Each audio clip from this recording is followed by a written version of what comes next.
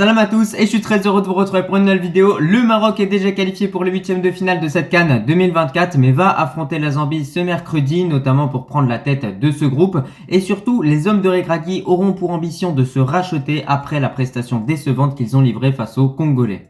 Tout d'abord, on va revenir sur ce match face au Congo. C'était un match difficile qui s'est joué dans des conditions météorologiques compliquées à 15h sous le soleil en Côte d'Ivoire. Ça tape beaucoup et d'ailleurs, il y a plusieurs supporters marocains qui ont fait tout simplement des malaises, qui ont vraiment souffert durant ce match-là. Alors que dites-vous que eux, ils étaient seulement dans les gradins, ils étaient même à l'ombre et malgré ça, ils ont quand même eu beaucoup de mal à tenir cette chaleur-là. Donc imaginez-vous juste les joueurs sur le terrain en faisant des efforts, des courses à haute intensité, comment ça devait être compliqué. Bon après bien évidemment la chaleur c'est pas une excuse, mais sinon à part ça le Maroc a joué 30 minutes durant ce match-là, on a ouvert le score en premier, on a réalisé un très bon début de match, on va pas se mentir, où voilà c'était fluide dans les transmissions, ça allait de l'avant, on jouait, etc.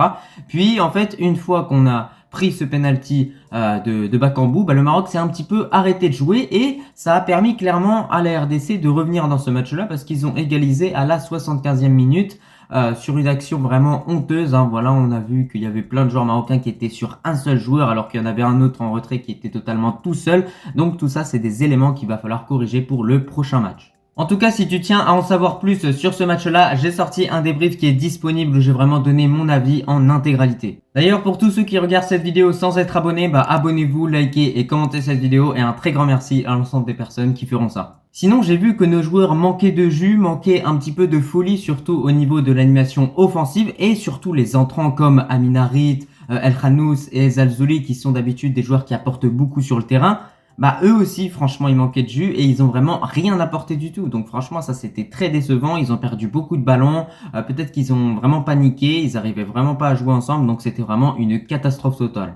Mais surtout, ce que j'ai remarqué, c'est qu'en étant inefficace, le Maroc s'est fait punir. El Nisri a eu un nombre d'occasions incalculable dans ce match-là, ou même que ce soit lors du match face à la Tanzanie. Et à chaque fois, il loupe des situations qui sont vraiment faciles pour lui, des situations qu'il mettrait au fond, vraiment avec le FC Séville. Et là, pourtant, avec notre équipe nationale, il les met à côté, voire il tire pas. Enfin, franchement, c'est n'importe quoi les prestations qui sortent en ce moment. El Nisri, on sait pas ce qui lui arrive. Et il y a également Sofiane Boufal qui avait vraiment une balle de but et qui a préféré tirer comme ça à l'arrache alors qu'il aurait pu prendre le ballon, le poser et tirer comme il le fallait en fait, tout simplement. Donc voilà, c'est à cause de cette inefficacité aussi qu'on a perdu ce match-là. Parce que je vous le dis, si le Maroc aurait été efficace, on serait passé à 2-0 et le match n'aurait pas pris la même tournure. C'est également une rencontre à oublier au vu de ce qui a pu se passer entre Walid Regragui et Chancel Mbemba. C'est des choses extra-sportives qui doivent pas rentrer dans le cadre du football. Voilà, on sait que c'est un sport fair-play, qu'il doit y avoir du respect entre tout le monde en tout cas.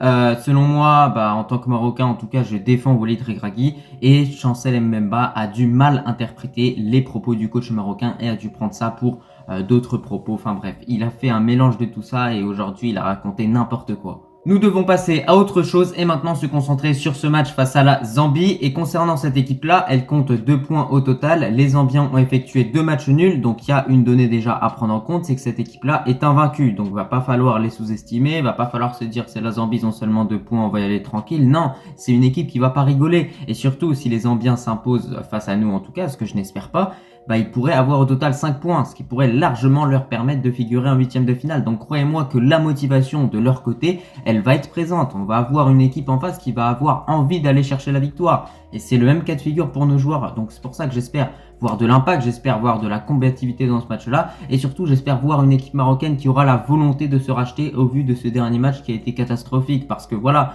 ce match face à la Zambie, c'est un match qui est à notre portée. Donc maintenant, il va falloir mettre tous les efforts pour faire en sorte de l'emporter et tout simplement de se faire respecter un petit peu sur le continent. Après, par rapport à cette équipe zambienne, il faut s'en méfier puisque c'est une équipe qui n'a pas besoin d'énormément d'occasions pour marquer. Et surtout, ils ont quand même des joueurs très efficaces devant les buts, comme par exemple Patson Daka qui est leur meilleur joueur. Désormais, je vais vous donner le 11 que je souhaiterais voir face à la Zambie. Je vous invite également à faire de même en commentaire, à donner vos 11 et je verrai si on a à peu près les mêmes avis. Mais on va commencer au poste de gardien. Bounou, écoutez, match irréprochable pour lui face au Congo. Il a plongé du bon côté face à Bakambu. Il a également su sortir un arrêt décisif quand il y avait 1-1 dans ce match-là. Donc il nous a permis de ne pas perdre ce match. Donc merci à lui encore une fois. Après voilà, par rapport à Yassine Bounou, j'ai pas apprécié le but qu'il a pris, mais bon, je mets plus la faute sur la défense plutôt que lui qui est réellement notre dernier rempart. Ensuite dans ce 11, défense à 4 plutôt classique. Alors déjà au niveau des latéraux, je vais être clair, Achiatala, il faut qu'on le retrouve parce que voilà, Chibi c'était bien 2 matchs, mais on voit qu'à certains moments c'est compliqué quand même, puisque voilà, il est droitier, il joue à gauche, donc autant mettre un vrai gaucher comme Achiatala qui pourra vraiment centrer sur le côté, puisque les centres de Chibi ne sont pas vraiment dangereux et on a l'impression qu'il joue sans pied gauche. Voilà, il joue jamais sur son gauche, c'est un truc de malade. Il fait pas comme Mazraoui, lui. De l'autre côté, Hakimi, voilà, franchement, faut qu'il continue. Les combinaisons avec Ounahi et Ziyech, c'est un des joueurs qu'on doit le moins critiquer. Hein. Franchement, depuis le début de cette CAN 2024, Hakimi, il délivre plutôt des bonnes prestations dans l'ensemble. Ensuite, charnière centrale, Saïss Aguerd. Bah écoutez, Aguerd, mais franchement, il est incroyable. Hein. C'est un des joueurs qui est le plus irréprochable dans notre équipe nationale. Il donne tout sur le terrain. Juste à côté pour Saïs, c'est un peu plus compliqué, mais bon, peut-être qu'il faut un petit temps d'adaptation. Peut-être que pour ce match face à la Zambie, il faudrait mettre Abdelhamid pour laisser au repos Saïs, ça peut être intéressant. Ensuite, on a le milieu de terrain, et là, je suis parti sur un trio du milieu assez inédit avec Ounahi, Amrabat et Seb Barry. Et oui, voilà, je mets Amallah sur le côté tout simplement parce qu'il m'a beaucoup déçu encore une fois.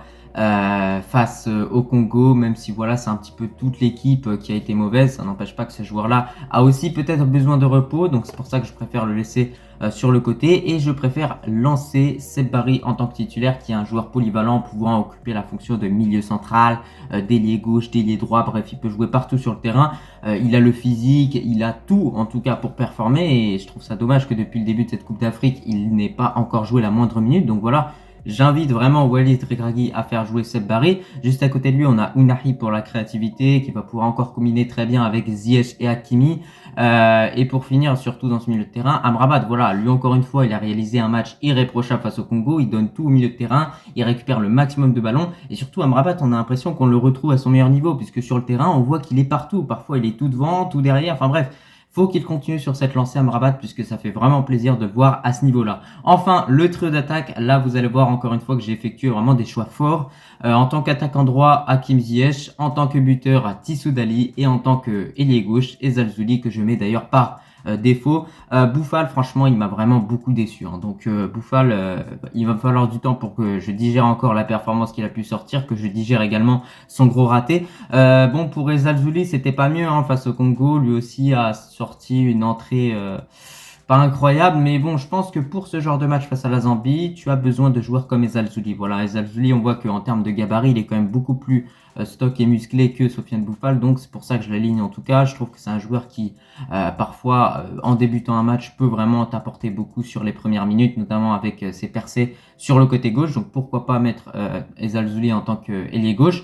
De l'autre côté, Hakim Ziyech, c'est plus que logique. J'aurais aimé le laisser au repos pour ce match-là, mais je pense qu'on en a quand même besoin au vu de sa qualité de frappe, au vu aussi de sa qualité de passe et de sa vision de jeu. Voilà, c'est vraiment un joueur unique dans notre équipe nationale, Ziyech. On sait à quel point il est très important. Et voilà, même si je le mets en tant que titulaire, je le ferai en tout cas sortir à la mi-temps pour mettre Amin Adli à sa place. D'ailleurs, en tant qu'ailier gauche, j'aurais pu mettre Amin Adli, mais je trouve qu'au vu des circonstances actuelles, le joueur n'est pas forcément à son meilleur niveau. Donc ça paraît compliqué pour lui de jouer tous ces matchs. Et franchement, il joue cette Coupe d'Afrique dans les pires conditions, il faut le dire. En tant que buteur, comme je l'ai dit, Tissou Dali. Alors pourquoi je ne mets pas En-Nesyri? Je pense que Regragui devrait en tout cas m'écouter et faire ça pour tout simplement faire comprendre à En-Nesyri que ce joueur-là n'est pas non plus intouchable, qu'il n'est pas indispensable et qu'on peut se passer de lui. Parce que voilà, au bout d'un moment, En-Nesyri, quand tu vois le nombre d'occasions qu'il loupe, mais tu peux que lui en vouloir. Ok, il nous a sauvé plein de fois. Ok, pendant la Coupe du Monde, il a été quand même incroyable. Mais là, on a l'impression que pendant cette Coupe d'Afrique, il a vraiment besoin d'avoir les ballons juste devant le but pour marquer. Et ça, c'est pas normal. Donc moi, je préfère mettre un joueur comme El Kaabi, un joueur comme Tissou Dali, qui va tout donner sur le terrain. Et voilà, surtout là, j'ai mis Tissou Dali, puisque pour El Kaabi, on a pu voir ce que ça donnait sur les premiers matchs. C'est pas incroyable. Donc, autant mettre Tissou Dali. C'est un joueur qui est complet, qui est en forme en club, qui est polyvalent, qui a plein de qualités à faire valoir sur le terrain. Donc voilà, franchement, lançons Tissou Dali et voyons ce que ça donne. Ça peut être très intéressant. En tout cas, de votre côté, n'hésitez pas à me dire ce que vous en pensez de mon 11 et donnez vos 11 également en commentaire. Moi, je trouve que ce 11 est plutôt original. J'ai laissé quelques joueurs au repos histoire qu'ils récupèrent avant les huitièmes de finale parce que voilà, ça y est, c'est confirmé, on est qualifié pour les huitièmes et ça, c'est une superbe nouvelle. Et donc voilà, il va nous falloir des joueurs frais forcément pour ces huitièmes de finale. Et surtout avec ce 11, je trouve qu'il serait très intéressant de mettre des joueurs qui n'ont pas eu encore leur chance dans cette Coupe d'Afrique, qui ont joué du coup 0 minutes, comme par exemple Tissou Dali et Barry comme j'ai dit. Ça peut être intéressant, surtout que justement ces joueurs-là peuvent tout simplement marquer des points face à la Zambie. Pour finir avec cette vidéo, mon pronostic par rapport à ce match face à la Zambie, je vois le Maroc s'imposer sur le score de 2-0. En tout cas, j'espère que ça va se passer comme ça, Inch'Allah. Écoutez, en face, on a une équipe qui va jouer comme la Tanzanie, c'est-à-dire une équipe qui va balancer devant sur ses joueurs de vitesse comme Patson Daka et qui derrière, au milieu de terrain et en défense, va mettre un gros impact et va tenter à chaque fois de couper toutes nos actions. Donc, il va falloir vraiment se préparer à un match très difficile pour nos joueurs. Moi, j'ai confiance en tout cas parce qu'on a vraiment du répondant comme des joueurs comme Saïs, Amrabat, également à guerre tout simplement. Donc voilà, quoi qu'il arrive au niveau des duels, on peut répondre présent. Va falloir également être un peu plus serein au niveau des coups de pied arrêtés. J'ai trouvé que notre équipe avait une petite faiblesse au niveau de tout ça, voilà, au niveau des gabarits. Donc peut-être que va falloir que Bounou sorte un peu plus, mais voilà, on voit qu'à chaque fois qu'il y a un corner ou un coup franc, on est un petit peu mis en danger et ça forcément, ça pose problème. À part ça, il va falloir montrer de la patience, bien construire nos actions et surtout lorsqu'on aura des occasions, il va falloir les mettre au fond. Ça c'est vraiment la règle d'or dans cette CAN 2024 parce que toutes les équipes qui sont efficaces, ils remportent leur match. On en a encore eu la preuve avec la Guinée équatoriale qui s'est imposée 4-0 face à la Côte d'Ivoire. Les Ivoiriens dominés, mais au final, les autres joueurs se sont tout simplement montrés plus efficaces. Donc c'est pour ça qu'ils ont remporté ce match-là. Voilà, la Guinée équatoriale. C'est pas la Côte d'Ivoire qui est nulle, c'est la Guinée équatoriale qui est efficace devant les buts, tout simplement. Ils n'ont pas un milliard d'occasions, mais dès qu'ils ont une occasion, ils la mettent au fond. Et c'est vraiment ça la clé, en tout cas, pour remporter ce match-là. Donc en tout cas, de mon côté, j'ai confiance en notre équipe nationale. Inch'Allah, on va s'imposer et on va finir en tête de ce groupe-là. C'est tout ce que je souhaite. En tout cas, moi, je te remercie si tu as regardé cette vidéo dans son entièreté. J'espère qu'elle t'a plu et je te dis tout simplement à la prochaine.